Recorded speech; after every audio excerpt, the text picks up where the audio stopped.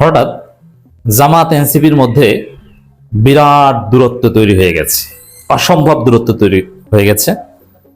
আসলে এনসিপি জামাত যে কথার উপর জোট হয়েছিল, এনসিপি সেই কথার উপর ইস্তেকামাত থাকতে পারছে না, কারণ এনসিপির নাটাই ভিন্ন কোনো শক্তির হাতে, পর্দার অন্তরালে ভিন্ন কোনো খেলা চলছে।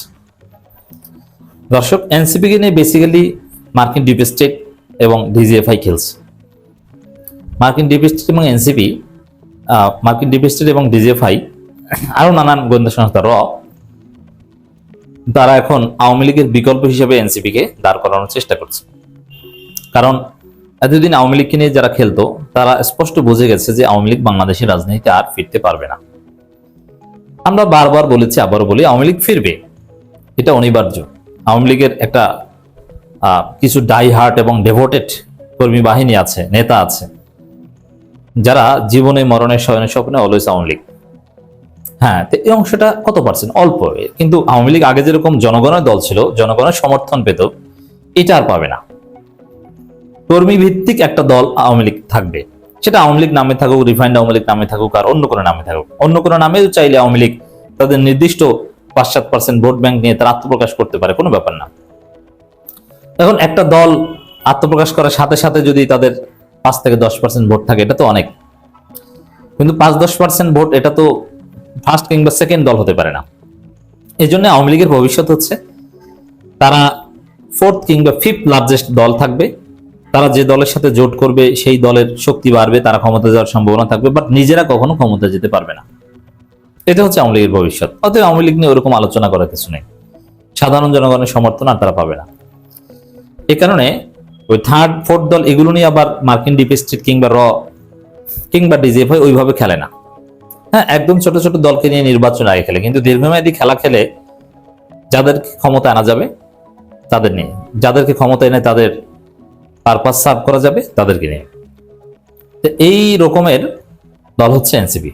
মার্কিন যুক্তরাষ্ট্র, এরা মনে করছে যে আওয়ামী লীগকে দিয়ে আমরা যেভাবে কাজ করিয়েছি, ওই রকম আওয়ামী লীগের মতো বড় দল বানানো যাবে এনসিপিকে, সেই যোগ্যতা এনসিপির আছে।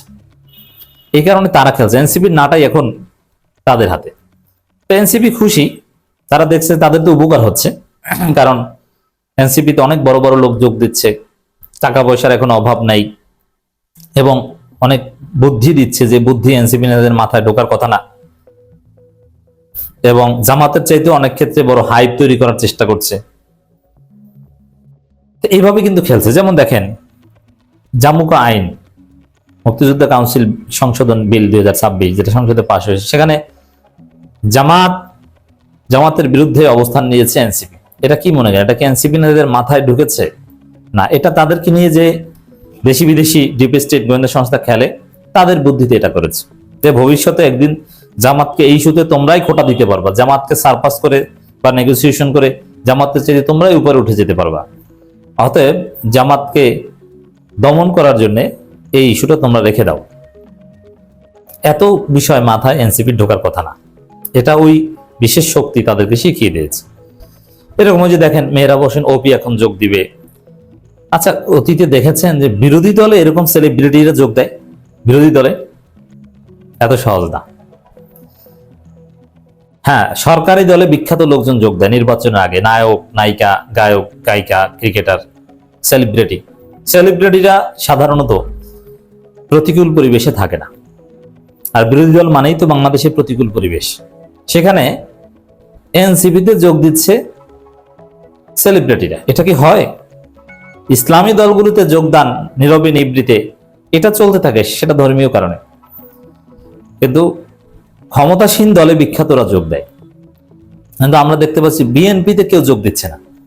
যত যোগদান ইদানিং সব দেখছি এনসিপিতে, তাও বিখ্যাত বিখ্যাত লোকজন। মাওলানা মতিউর রহমান নিজামীর ছেলে দেয় নাই, দিবে। মেহরাব হোসেন ওপি দেয় নাই, দিবে। এই যে কাফি, যে ছেলেটা যথেষ্ট ভালো একটা ভদ্র ছেলে, যোগ দিয়েছে এনসিপিতে। যোগ দিয়ে এখন বিপদে পড়েছে।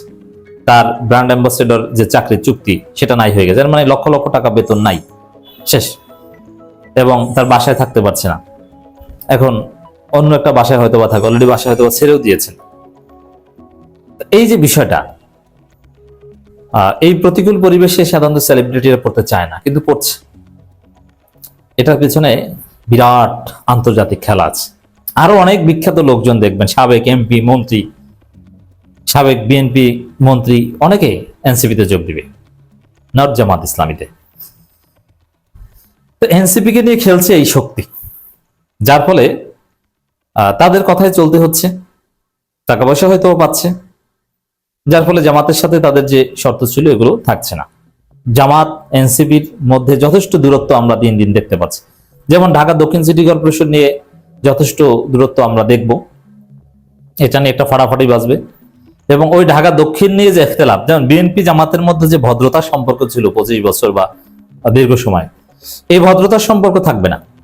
বিএনপি জামাত কিন্তু উন্মুক্ত নির্বাচনও করেছে, যেমন মাওলানা রফিকুল ইসলাম খানের আসনে 2001 সালে বা আরো বেশ কয়েকবার, এবং নুরুল ইসলাম বুলবুল আসনে, এরকম যে জামাতেরও প্রার্থী ছিল বিএনপিরও প্রার্থী ছিল, একে অপরকে ছাড় দেয়নি। এটা কিন্তু হয়েছে, কিন্তু তারপরও বিএনপি জামাতের মধ্যে সম্পর্ক কত সুন্দর ছিল দেখেছেন। সিলেট সিটি কর্পোরেশন নির্বাচনে 2018 সালে জামাতেরও প্রার্থী ছিল বিএনপিরও প্রার্থী ছিল, একে অপরের বিরুদ্ধে নির্বাচন করেছে। তারপরও এই সিলেটের কথাই বলি, বিএনপি জামাত চমৎকার একটা পারস্পরিক শ্রদ্ধাবোধের রেসিপ্রোকাল সম্পর্ক ছিল, রেসিপ্রসিটি ছিল সম্পর্কের মধ্যে।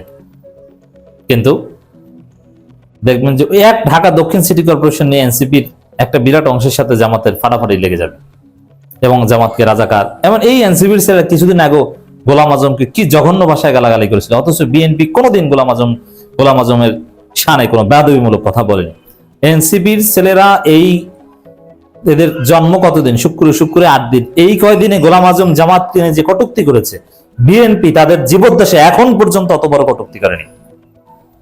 গোলাম আজমকে বিএনপির নেতারা বলতো sir, Begum Khaleda Zia, madam Khaleda Zia sir বলে দাঁড়িয়ে যেতেন, তারেক রহমান দাদার মতো সম্মান করতেন। আপনি চিন্তা করতে পারেন, হাত ধরে স্যার এসেছে, সবাই দাঁড়িয়ে যেত গোলাম আজম গেলে। এই সম্মান ছিল বিএনপি নেতাদের কাছে। তো দর্শক, সেই এনসিপির সাথে অনেক দূরত্ব জামাতের শুরু হয়ে গেছে এবং হবে। যেমন সরকার বিরোধিতার স্টাইল নিয়ে অলরেডি দূরত্ব শুরু হয়ে গেছে। সংবিধান পুনর্লেখন বা প্রয়োজনে সংসদ থেকে পদত্যাগ, এরকম অনেক বিষয় আছে। ওরকম হার্ডলাইনে জামাত যেতে চায়নি। সংসদের প্রথম অধিবেশন একদম ব্যর্থ হয়েছে, জামাত এটা মনে করে না, কিন্তু এনসিপি মনে করে যে সংসদের প্রথম অধিবেশন ব্যর্থ হয়েছে। নাহিদ ইসলাম স্পষ্ট করে বলেছেন। আরো নানান বিষয়ে মানে এনসিপি কোন বিশেষ শক্তির বুদ্ধিতে দেখা জামাতের চাইতে অতি সরকার বিরোধী সাজছে। এখানে বিএনপিরও সায় আছে, বিএনপিও বলছে যে বলুক, এনসিপি বলুক, এনসিপি ভালো, জামাত ঠেকাও, এই জায়গায় সবাই এক। তো সেখানে জামাতের চাইতে অতি সরকার বিরোধী সাজিয়ে এনসিপি কে প্রধান বিরোধী দল হিসেবে একটা হাইপ দেওয়ার চেষ্টা চলছে। অলরেডি সেই প্রক্রিয়া শুরু হয়ে গেছে, যার ফলে কিছুটা দূরত্ব আমরা লক্ষ্য করছি। এটা পর্দার অন্তরালে চলছে। Jamaat should be out of this.